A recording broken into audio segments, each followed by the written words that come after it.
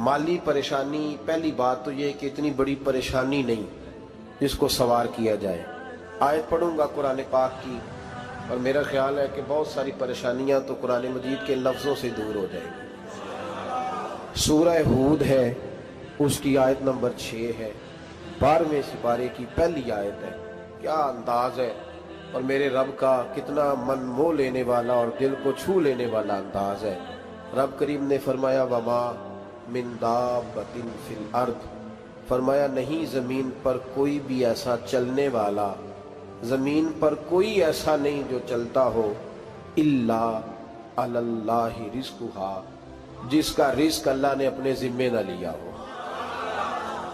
ज़मीन पे कोई चलने वाला ऐसा नहीं जिसके रिस्क की जिम्मेदारी रब करीम की ना हो। ये जिम्मेदारी रिस्क किसकी है? बोल के बताएं, बोल के किसकी जिम्मेदारी है जी? अल्लाह। देखिए गौर फरमाएं, यहाँ मुफस्सिरीन ने एक बात लिखी है इस आयत के तहत कि फरमाया जो ज़मीन पे चलने वाला है उसका रिस्क अल्लाह के ज़िम्मे है। फरमाते हैं कि ये अल्लाह ने हमारी अकल के मुताबिक हमसे बात की, वरना आसमानों में जितनी मखलूक है रिस्क उसका भी अल्लाह के ज़िम्मे ही है। यहाँ जो फिल अर्द के लफ्ज़ है ज़मीन पे, वो हमें समझाने के लिए कि तुमने तो सिर्फ ये दुनिया देखी है ना, तो जिसको तुमने देखा है वो सब खाते अल्लाह का दिया हुआ ही है। तो जो हमने देखा था रब करीम ने उसके मुताबिक हमें समझा दिया। फरमाया कुछ तो तुमने देखे ही नहीं, चलो उनकी तुमसे बात नहीं करते, पर जो तुमने देखे हैं उन सब का रिस्क किसके जिम्मे है? अल्लाह के। मेरे रसूल करीम सैयद आलम सल्लल्लाहु ताला अलैहि वसल्लम कुरान मजीद की जब तर्जुमानी करते, वजाहत करते, तो महबूब पाक सल्लल्लाहु अलैहि वसल्लम भी कोई इश्काल रहने नहीं देते थे, कोई इश्काल नहीं रहने देते थे। मेरे महबूब करीम अलैहिस्सलातु सलाम ने फरमाया अल्लाह पे भरोसा रख के सवेरे निकल जाना रिस्क की तलाश में। किस पे भरोसा रखना है? निकलना तुम्हारे जिम्मे है। ये ना कहना कि घर बैठूंगा तो यही आएगा, निकलना तुम्हारी जिम्मेदारी है। जितनी जिम्मेदारी है वो पूरी करना। अल्लाह पे भरोसा करके निकल जाना तुम्हारी जिम्मेदारी है। रब का जिम्मा है तुम्हें रिस्क देना, वो जरूर तुम्हें रिस्क पहुंचाएगा। या रसूल अल्लाह सल्लल्लाहु अलैहि वसल्लम किस तरह पहुंचेगा? तो जरा हुजूर के लफ्जों का हुस्न भी देखिए। नबी पाक सल्लल्लाहु अलैहि वसल्लम ने फरमाया जिस तरह मौत तुम्हें ढूंढ लेती है ना कि तुम कहाँ मौजूद हो, जब वक्त आता है तो इंसान पाकिस्तान में हो तब भी आ जाता है, जद्दा में हो तब भी आ जाता है, मक्का में हो या मदीना तैयबा में, वक्त फिर भी आ जाता है। फरमाया जिस तरह मौत तुम जहां भी हो तुम तक पहुंच जाती है ना, इस तरह तुम्हारा रिस्क भी तुम जहां मौजूद होते हो अल्लाह वहां पहुंचा देता है, पहुंचा देता है। तो या रसूल अल्लाह सल्लल्लाहु अलैहि वसल्लम किस अंदाज में? तो फरमाया निकल जाना तुम्हारी जिम्मेदारी है। फरमाया सवेरे परिंदे भी निकल जाते हैं और शाम को जब लौटते हैं तो अल्लाह उन्हें पेट भर के रोजी अता फरमाता है। हालांकि उनको नहीं पता होता हमारा कारखाना कहाँ है, हमने कहाँ जाके मजदूरी करनी है। उनको नहीं पता होता कि हमारा दफ्तर कहाँ है, हमने किस ऑफिस में बैठना है। उनको नहीं पता होता कि हमने कहाँ जाके माल खरीदना है और कहाँ से हमने फिर उसको दोबारा बेचना है। उन्हें खबर नहीं होती। अल्लाह पे भरोसा करके निकल जाते हैं। निकलना तो तेरे जिम्मे है कि नहीं? फरमाया वो तू ड्यूटी कर, शाम को अल्लाह जो रब परिंदों को रोजी देता है वो तुझे भी अता फरमाएगा। मैं कहता हूँ सोच कितनी कमजोर है उस आदमी की जो कहता है कैसे मिलेगा। कितनी कमजोर सोच है। जो रब बैल को रोजी देता है, बकरी को रोजी देता है, इस जमीन इस धरती पे अगर बसने वाला ऊंट भूखा नहीं सोता, चले ये तो पालतू जानवर होते हैं, इस धरती पर बसने वाली अगर बिल्ली और कुत्ता रोटी खा के सोते हैं तो तू तो अशरफुल मखलूकात है। तूने अपने ज़हन में क्या टेंशन पाल लिया कि नहीं आएगा तो मर जाऊंगा, क्या बनेगा, किस तरह होगा? तू क्यों इतना परेशान हो गया? भाई माली परेशानी सबसे ज्यादा उस बंदे ने ओढ़ ली है जिसकी तवक्कुल की बात कमजोर हो गई है। तू सीधी तवज्जो अपने रब करीम की जानिब रख, सीधी तवज्जो अल्लाह की जानिब कर। रब फरमाते हैं जिम्मा तेरा नहीं, जिम्मा मेरा। लेकिन तनख्वाह एक आती है घर में। जब एक बच्चा होता है तो तब भी काम चलता है। जब अल्लाह 2 बच्चे दे दे फिर भी उस तनख्वाह से काम चलता है। जब 3 हो जाए फिर भी चलता है। जब 4 हो जाए, नहीं आप ना भी बोले तो बात तो सही है, बहरहाल काम फिर भी چلے اسی تنخواہ میں سے جب بندہ بڑے بیٹے کی شادی کر کے بہو بیاہ کے لے آئے تو پھر بھی کام چلتا ہے. اور جب اس بیٹے کو اللہ بچے عطا کر دے تو اسی گھر میں، اسی آنگن میں، اسی چھت کے نیچے کام چلتا ہے. تو پھر تو مان جانا کہ چلانے والا تو نہیں، چلانے والا کوئی اور ہے. پھر تو مان جا کے چلانے والا کوئی تو اس وقت جب تنخواہ تیری لگی تھی تو کہتا تھا ابا ابھی میری شادی نہ کر، میں بیوی کو کیسے کھلاؤں گا. تو وہی شخص ہے جس کی چھت کے نیچے پھر 1.5 درجن پوتے بھی پل رہے اور گزارا ان کا بھی ہو رہا ہے. تو رزق کا ذمہ کس کا ہے؟ اللہ کا، اللہ کا ذمہ. اب ہمیں پتہ ہے پہلی بات تو پریشانی اس لیے اتار دینی چاہیے کہ ذمہ ہمارا ہے ہی نہیں. اب دوسری بات یہ کہ ذمہ داری کس کی ہے؟ اللہ حکیم بھی ہے اور علیم بھی ہے. حکیم بھی ہے اور جانتا بھی ہے اور اسے پتہ بھی ہے کہ دینا کس طرح ہے. اب ہم پتہ کیا کہتے ہیں؟ کہتے ہیں وہ جو بندہ پجاروں میں بیٹھا ہے وہاں اسے نہیں بیٹھنا چاہیے تھا، اور میرا حق تھا. تجھے زیادہ پتہ ہے کہ اللہ کو؟ بول کے بتا نا، کس کو پتہ زیادہ ہے؟ کیوں جی؟ تو آپ اصل ٹینشن پتہ کب لگتی ہے؟ جب بندے کہتے ہیں نہیں وہ پجاروں میری تھی، میرا حق تھا. وہ جب گزرتی ہے نا پاس سے مہران کے تو مہران والا ٹینشن بڑی لیتا ہے. حالانکہ اللہ کو زیادہ پتہ ہے کہ وہ حق. ایک بات اپنے ذہن میں یاد رکھ لے، رٹ لے کہ جو میرے لیے بہتر تھا میرے رب نے مجھے دے دیا. اور بات ختم ہو گئی.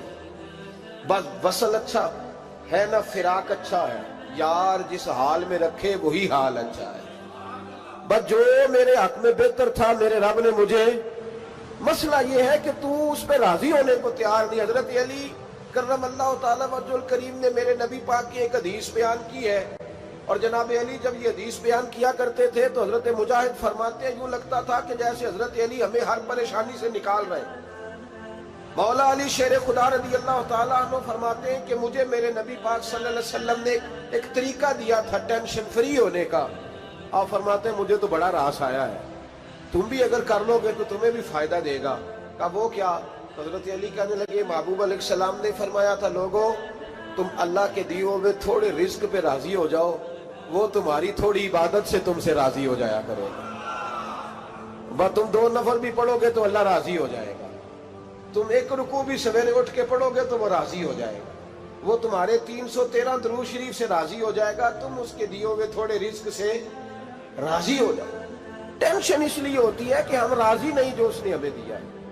وہ حال میں مزید کی جو دوڑ ہے نا، حال میں مزید کی، بے قدرہ کچھ قدر نہ جاتی، کیتی خوب تسلی ہو، دنیا دار پجاری زردے کتیاں دے گل ٹلی ہو، بک بک روشن اکھیاں تکیو ویک حویلی کلی ہو، تے کوچ نصیر اساں جد کیتی پہ جانی تھر تھلی ہو.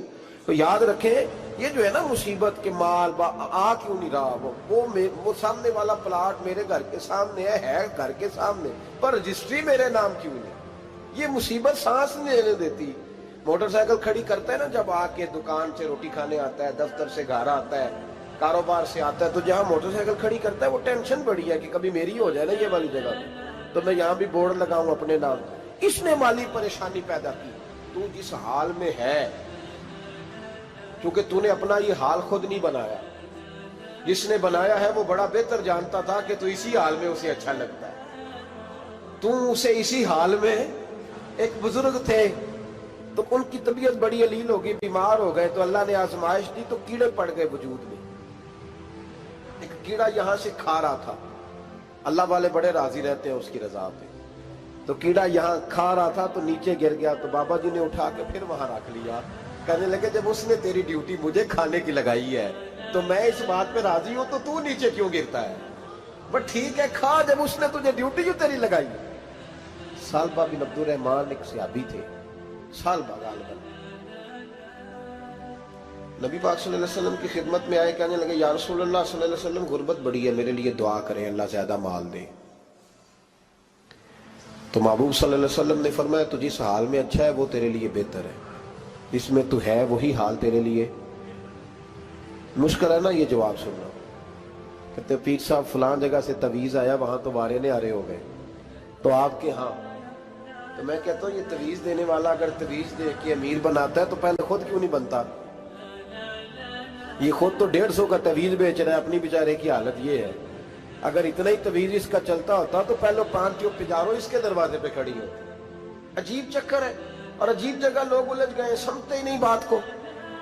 یا رسول اللہ صلی اللہ علیہ وسلم دعا کر دے تو محبوب نے کیا فرمایا؟ فرمایا تو جس حال میں ہے نا وہ حال تیرے لیے بہتر ہے، اسی میں رہ. کہ نہیں حضور دعا کرے. فرمایا سال بعد تو باز آ جا. حضور دعا کرے. فرمایا تو باز آ جا. 2-3 دفعہ کا ضد کی. محبوب نے فرمایا جا پھر اللہ تجھے زیادہ پیسے دے گا. چند بکریاں خریدی، اتنی برکت ہوئی کہ بکریوں کے ریوڑ بن گئے. پھر کچھ بکریاں بیچ کے گائے خرید لی، ان کے بھی ریوڑ ہو گئے. پھر کچھ اونٹ اونٹنیاں لے لی، ریوڑ ہی ریوڑ. پہلے 5 وقت مسجد میں آتے تھے، اب فجر اور عشاء رہ گئی. پھر مال زیادہ ہوا تو مدینے شہر میں کوئی جگہ ہی نہیں، مدینے سے باہر حویلی خریدی، پھر جمعہ ہی رہ گیا. جمعے کے جمعے آتے. زکوٰۃ کا حکم آیا. میرے نبی کریم علیہ السلام نے حضرت ابو ہریرہ کو بھیجا. فرمایا جا اسے کہہ تیری زکوٰۃ بنتی ہے 2.5%. 10 کروڑ روپیہ ہو تو کتنی زکوٰۃ بنتی؟ بھئی 1 کروڑ کی 2.5 لاکھ ہوئی نا، تو 10 کروڑ کی کتنی ہوئی؟ تو بڑی مصیبت ہے جب بینک سے میسج آتا ہے نا کہ 25 لاکھ نکل گیا تیرے اکاؤنٹ سے. بہت بڑی مصیبت، بڑی ٹینشن ہوتی ہے. ایک صاحب میرے پاس آئے، ان کی زمین اچانک مہنگی ہو گئی. اچانک پہلے کچھ 15-16 لاکھ کی ایکڑ زمین تھی، پھر وہ کروڑ کی ہو گئی. تو میرے پاس آئے، کہنے لگے وہ 10 کروڑ روپے بنتے ہیں تو زکوٰۃ. تو میں نے کہا آپ نے کیا کیا؟ ذری زمین پہ عشر آتا ہے، اس پہ زکوٰۃ نہیں آتی، تو آپ نے کیا کیا؟ کہنے لگے وہ کچھ سوسائٹی کے رول کے مطابق میں نے فائلیں وغیرہ لے لی ہیں، اب میں نا کبھی موقع آئے گا تو ان کو بیچوں گا. تو میں نے کہا اب تو آپ کا یہ مال ہو گیا بزنس کا، تو اب تو اس پہ زکوٰۃ آئے گی. 10 کروڑ پہ جب 25 لاکھ سنا تو کہنے لگے فوراً دینی پڑتی ہے کہ تھوڑی تھوڑی سے بھی کام چل جاتا ہے. تو میں ان کا چہرہ دیکھنے لگا. میں نے کہا نہیں وہ تو آپ کو پتہ ہے. ویسے حضرت عمر فرمایا کرتے تھے بانٹ کے نہ دو، کوشش کرو کسی ایک کو ہی دو، چلو کسی کا تو کچھ بن جائے. تو ایک کو ہی دینی چاہیے. کہنے لگے تو مطلب یہ ایسا ہی حکم ہے؟ میں نے کہا آپ کسی اور سے تحقیق کر لیں. اب یہ بھائی لیتے وقت نہیں تجھے ٹینشن ہوئی کہ 15 لاکھ کا کروڑ ہو گیا تو اس وقت ہی تو نے کہا کہ یا اللہ. تو یہ کیسی سوچ ہے مسلمان؟ کس طرح کا اس کا؟ ہمارے ہاں جب کسی آدمی پہ حالات خراب ہوتے ہیں نا تو سب سے پہلے وہ اس طرح کرتا ہے کہ جو میں کہیں اللہ کے رستے میں دیتا ہوں پہلے اسے بند کروں. جس رستے تجھے آ رہا تھا پہلے تو نے وہ رستہ بلاک کیا. حضرت اسماء بنت ابی بکر صدیق کہتی ہیں میں حضور کو مسجد کے لیے، ادارے کے لیے، صحابہ صفہ کے لیے کچھ دے رہی تھی تو میں نے گننا شروع کیا تو حضور مسکرانے لگے. حضور مسکراتے کیوں ہیں؟ تو فرماتے لگی، محبوب فرمانے لگے اسماء اللہ کے رستے میں گن گن کے نہ دیا کر، ورنہ وہ بھی تجھے گن گن کے دے گا. تو اس کے رستے میں بے حساب دے، وہ بھی تجھے بے حساب ہی عطا فرمائے. لیکن پہلے یہ والا پہلے دروازہ بند کرو، یہاں سے پیسے ختم ہو رہے ہیں. تو اس طرح کرنا بھائی. اس دفعہ سوٹ ذرا گرمیوں والے نہ خرید، لیکن جو تو اللہ کے رستے میں دے رہا ہے اسے دیتا رہے. لیکن ہم اپنا نقصان کرتے ہیں، زیادتی کرتے ہیں اپنے ساتھ. میں نے آپ کو پہلے بھی بتایا تھا پیار کی بولی ہے، پھر بولتا ہوں. ایک بڑے بڑے پیار والے دوست ہیں، ایک دفعہ مجھے کہنے لگے کہ آپ کئی دفعہ اعلان کرتے ہیں تو مجھے اچھا نہیں لگتا، اور آپ ادارہ بھی بہت زیادہ بننے والا ہے، بڑی چیزیں میں دیکھتا ہوں جو ہوں تو بڑا نظام اچھا ہو جائے. آپ دعا کریں اللہ مجھے پیسے دے تو میں بڑے سارے خرچ کروں گا اس کے رستے میں. تو میں نے کہا یا اللہ اسے 10 کروڑ دے، یہ 9.5 کروڑ تیرے رستے میں دے دے گا. تو چپ کر گیا، جس طرح آپ نہیں کر گئے سارے، چپ کر گیا وہ بھی. اس نے کہا جی نہیں جی انشاءاللہ کریں گے. تو میں کیا بھلیا اجے تے دعا پہ ہوں دیا، ابھی تو وہ آئیں گے تو تب دیکھی جائے گی. تو یہیں اڑ گیا ہے. یعنی 9.5 کروڑ اللہ کے رستے میں خرچ کرنے کی دعا پہ بھی آمین کوئی نہیں کہتا کہ چلو آمین ہی کہہ دے. تو میں کہا تینوں تے 50 لاکھ بچتا سی پیا، لیکن تو اس سودے پہ تیار ہے. جب یہ سوچ ہوتی ہے، یہ غلط سوچ ہے. یہ بات تو اگر تے مسکرانے والی، لیکن یہ سوچ صحیح نہیں. حضرت عثمان غنی رضی اللہ تعالیٰ عنہ کہتے ہیں جس وقت نبی پاک صلی اللہ علیہ وسلم نے اعلان کیا نا جنگ کے موقع پر کہ 800 سپاہیوں کا خرچہ چاہیے، کہتے ہیں میرے پاس 600 کا تھا. یہاں ایک روایت میں حضور نے 1000 کا اعلان کیا تو میرے پاس 800 کا تھا. جب 2-3 دفعہ نبی پاک نے اعلان کیا تو کہتے ہیں میں نے کھڑے ہو کے کہا یا رسول اللہ پورا 800 کی طرف سے. کہتے میں نے 200 سپاہی کا خرچہ ادھار اٹھایا لیکن پورے 2 مہینے نہیں گزرے تھے، رب کریم نے مجھے کئی گنا کر کے پیسے واپس عطا فرما دیے۔ پر بات تو یہ ہے کہ تیری وہاں لو لگی ہو، تو تجارت کرتا ہے ان لوگوں کے ساتھ جو کیا دے سکتے۔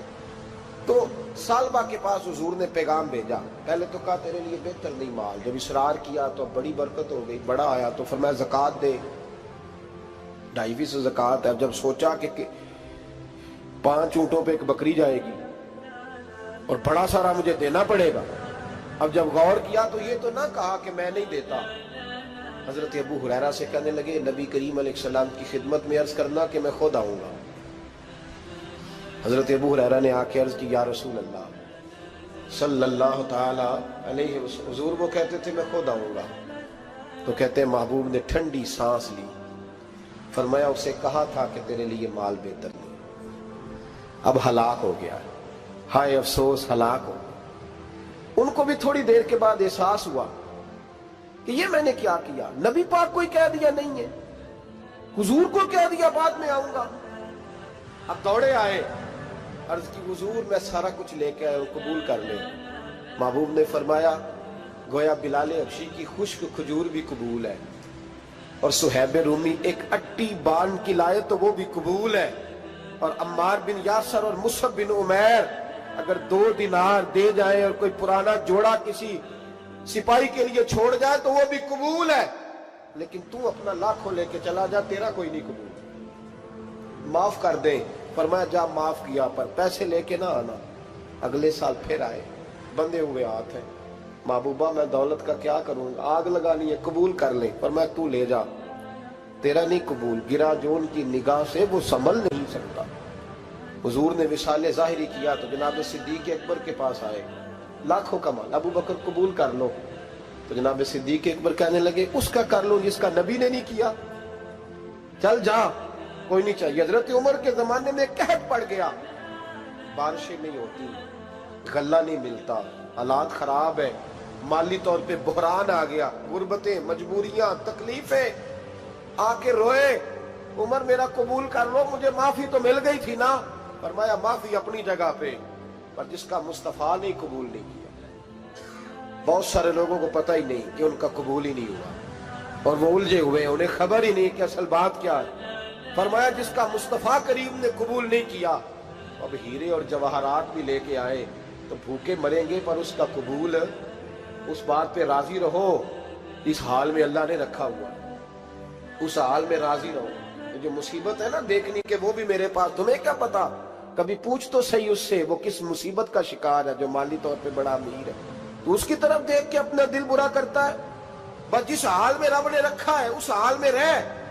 حضرت عثمان غنی کے زمانے میں تو وہ وصال کر گئے، لیکن بھائی تو جس حال میں تیرا رب تجھے رکھتا ہے اس حال میں رہ، تیری مالی پریشانیاں ختم ہو جائیں۔ میں نے پہلے بھی شاید آپ کو ایک دفعہ کہا تھا، میں تعلیم سے فارغ ہوا تو میرے ایک استاد اور میرے کچھ دوست کہنے لگے افریقہ آ جائیں آپ، بھائی بہت بڑا ادارہ ہے، اس کو چلائیں، اس کو سنبھالیں۔ میری والدہ سے میں نے کہا، کچھ طبیعت ہوتی ہے نا انسان کی، میرا بھی دل لگ گیا۔ میری اماں پڑھی نہیں تھی لیکن اللہ نے دانائی بڑی عطا فرمائی تھی، حکمت بڑی تھی، سیانی بڑی تھی۔ تو میں نے کہا اماں جی وہ مجھے ساؤتھ افریقہ کی دعوت ہو رہی ہے تو آپ کیا کہتی ہیں؟ تو اٹھ کے میرے پاس آ گئی اور مجھے انہوں نے اپنے بازوؤں میں لے لیا، پھر میرا ماتھا چوما، کہنے لگی پتر میں تے وال بھی نہ پوٹ پہ دیوا کسی نے، ہم نے دولت کا کیا کرنا، تو اللہ کا نام لے کے کہیں بیٹھ جا، رب کریم رون کے لگا دے گا، خیر ہو جائے۔ تو میرے بھائی یاد رکھیں ان چیزوں سے تھوڑا سا دیکھیں نا، قناعت کریں، جو اللہ نے دیا اس پہ راضی ہو جائے، اللہ بڑا مہربان ہے، وہ آسانیاں کر دیا کرتا ہے۔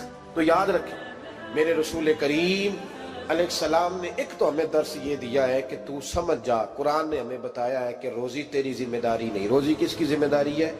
اللہ کی۔ اور دوسری بات یہ کہ جو اللہ نے تمہیں دیا ہے اس پہ تو راضی ہو جا، تیری مالی پریشانیاں ختم ہو جائیں۔ اور پھر حضور صلی اللہ علیہ وسلم نے فرمایا مذہبی طور پر جب دیکھو تو آگے دیکھو، اور دنیاوی طور پر جب دیکھو تو پیچھے دیکھو، پریشانی ختم ہوگی۔ مذہبی طور پر جب دیکھو، جو 5 نمازیں پڑھتا ہے وہ تہجد پڑھنے والے کو دیکھے، اور جو تہجد پڑھتا ہے وہ اشراق چاشت پڑھنے والے کو دیکھے، اور جو بندہ اشراق اور چاشت پڑھتا ہے پھر اس کو دیکھے جو سارا دن مصطفیٰ پہ درود پڑھتا ہے۔ ऊपर ऊपर देखे कि मैंने और नेक होना है और नेक, और जब माली मामला है तो फिर नीचे देख। अगर तू बैठा ना पजारों पे तो फिर टूडी वाले पे नजर कर, उसका क्या हाल है।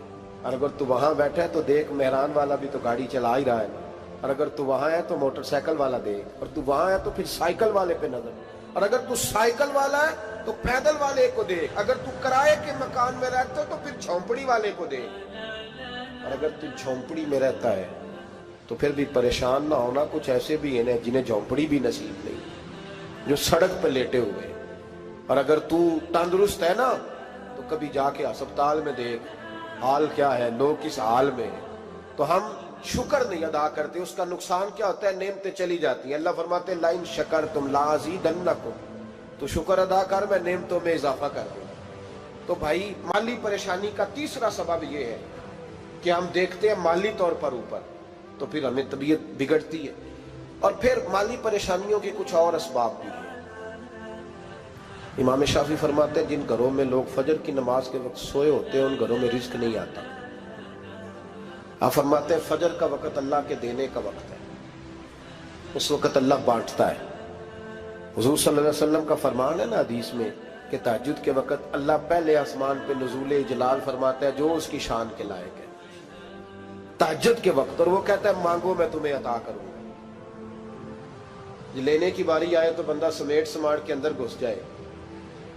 हमारे यहाँ ये होता है कि इशा के बाद बच्चे बैठते हैं मोबाइल लेके, तहज्जुद का वक्त आता है तो उनकी आंखें बंद होनी शुरू होती। तो लेने के वक्त तो तू सोया था, तेरा मसला कैसे हल होगा भाई। जब कोई आदमी खैरात बांट रहा हो तो जो प्याला पीछे कर ले उसे मिलेगा। कहते उस वक्त आना जब मैं बांट रहा था, अब तू किधर आ गया है। मिसाल दे रहा हूं, तो फजर का वक्त मांगने का है, तो सारी रात तो गुजर गई गेमें खेलते, टीवी देखते, और जो लेने का वक्त था तू सो गया, तो कैसे आएगा तेरे पास। तो उठे सवेरे, बंदों से मांग के देख लिया, बड़ी इज्जतें खराब हुई। फजर का वक्त उठ के झोली फैलाए।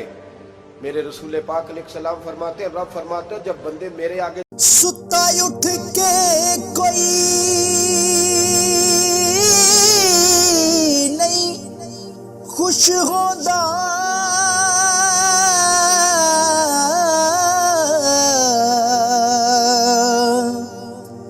बड़े सुते जगा के मैं वेख्या